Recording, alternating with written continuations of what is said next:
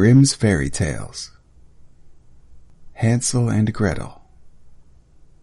Near a great forest there lived a poor woodcutter and his wife and his 2 children. The boy's name was Hansel and the girl's Gretel. They had very little to bite or to sup, and once, when there was great dearth in the land, the man could not even gain the daily bread.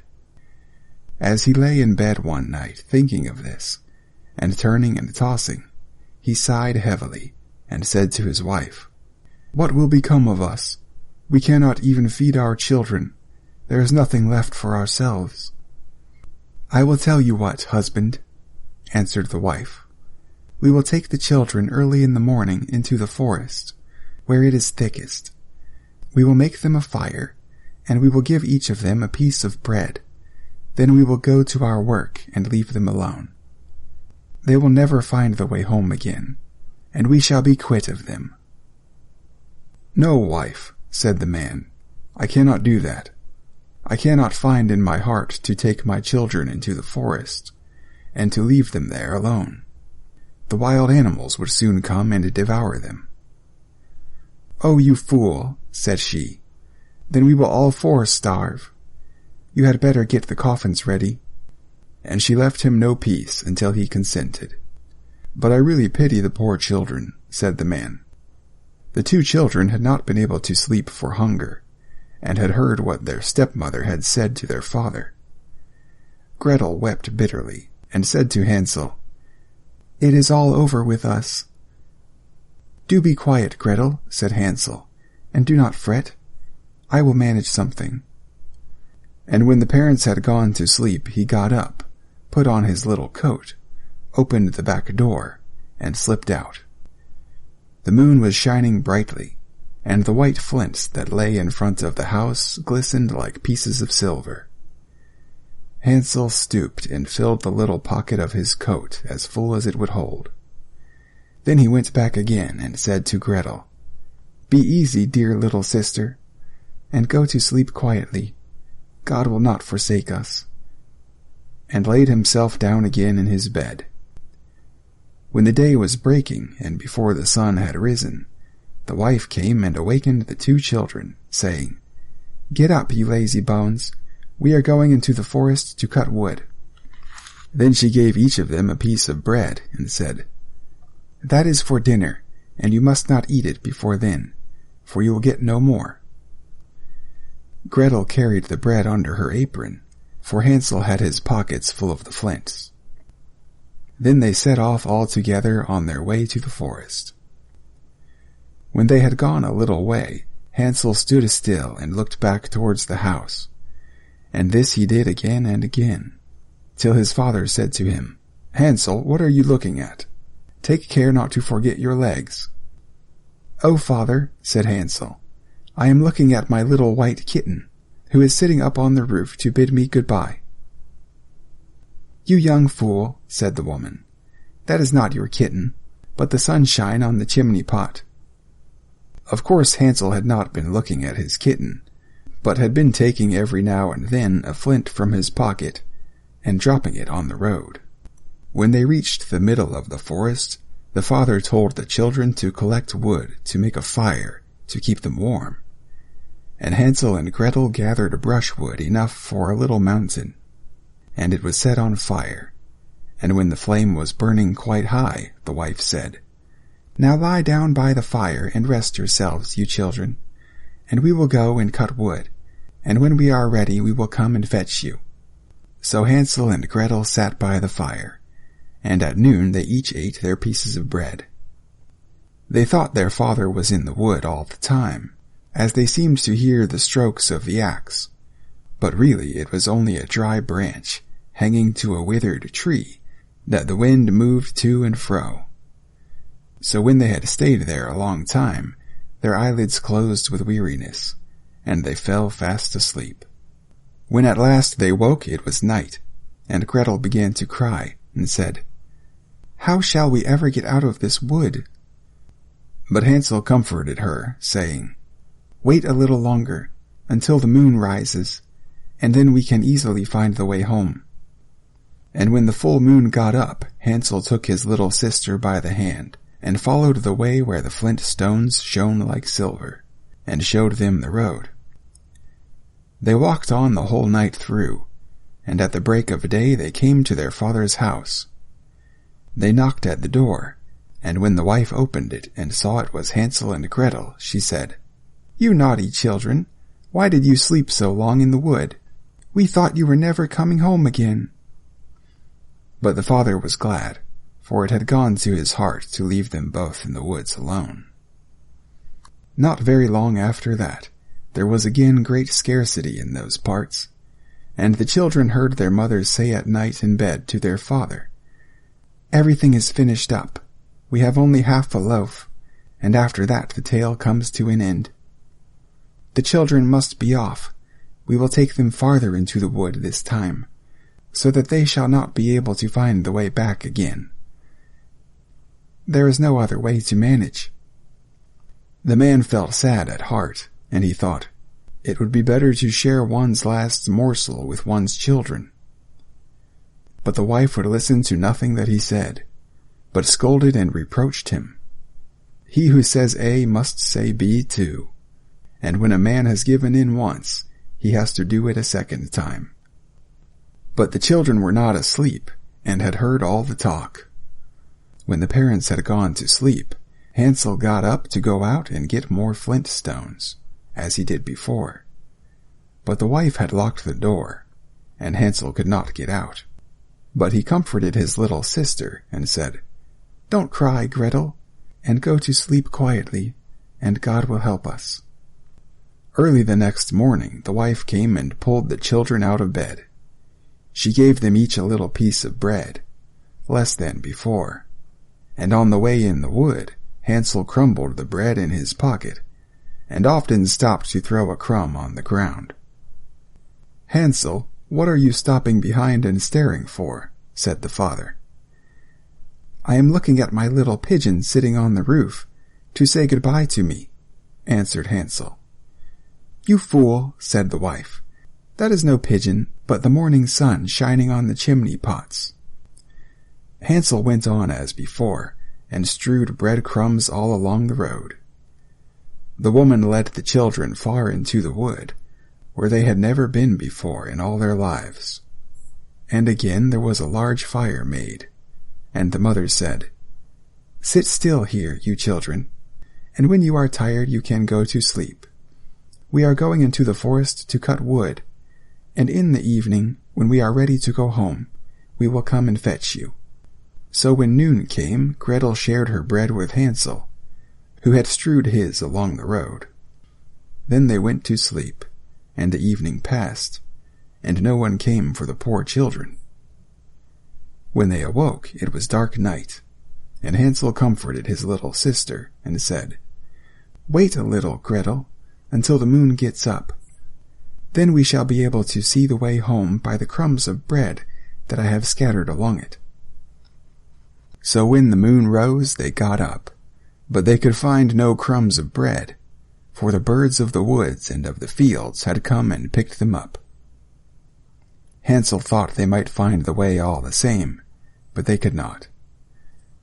They went on all that night, and the next day from the morning until the evening, but they could not find the way out of the wood, and they were very hungry, for they had nothing to eat but the few berries they could pick up.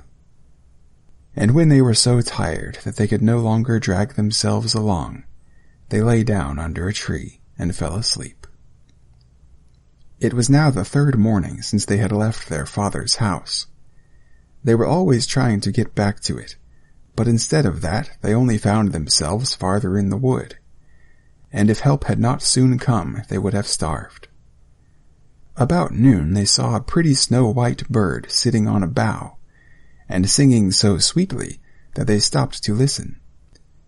And when he had finished, the bird spread his wings and flew before them, and they followed after him until they came to a little house. And the bird perched on the roof.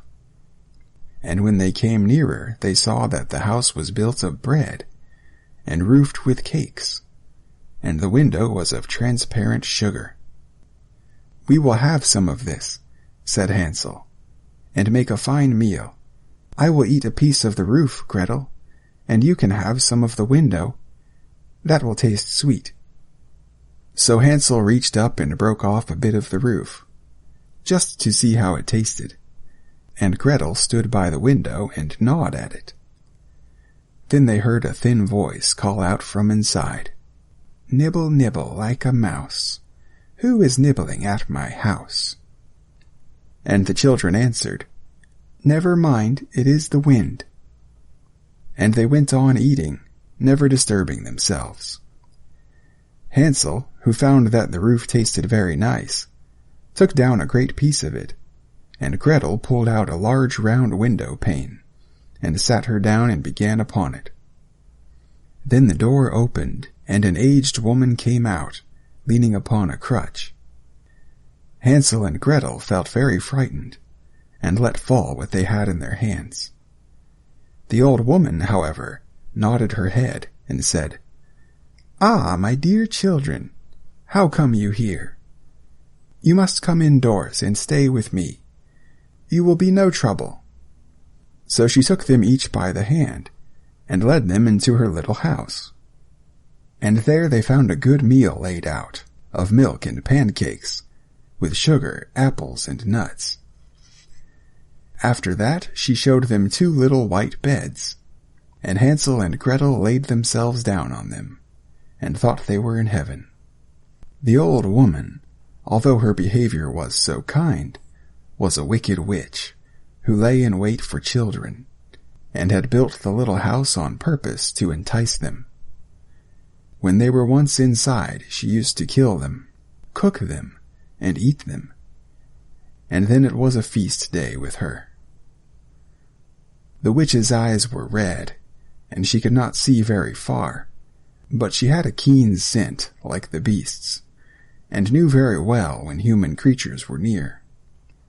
When she knew that Hansel and Gretel were coming, she gave a spiteful laugh and said triumphantly, "I have them, and they shall not escape me."